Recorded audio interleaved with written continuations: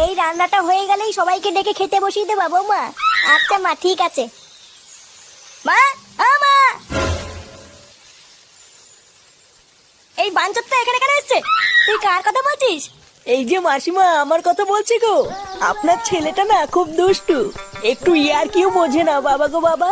হ্যাঁ গো, তুমি আমার ভাইকে গালাগালি দিলে। বাড়াটা গালাগালি দেবো না তো কি দেবো? ও বলছো তার বাল, বাড়া আমাকে ঘরে একা পেয়ে আমার প্যান্টের ভিতরে হাত ঢুকে দিয়েছে। মা গো মা, জামাই বাবু তুমি অত রেগে যাচ্ছ কেন? আমি তো তোমার শুধু একটু সাইজটা দেখছিলাম গো।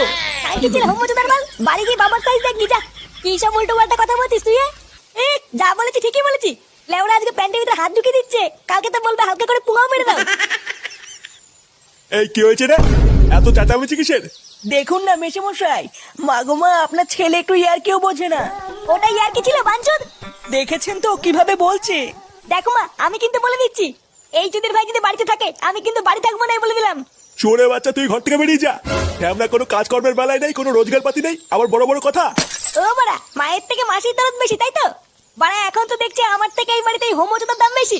লেওরা যেদিন এই হোমোচোদাটা তোমার ধুতির ভিতরে হাত ঢুকিয়ে নেয়ানারি করবে সেদিন বুঝবা বালের এই বাড়িতে আমার কোনো দামই নেই।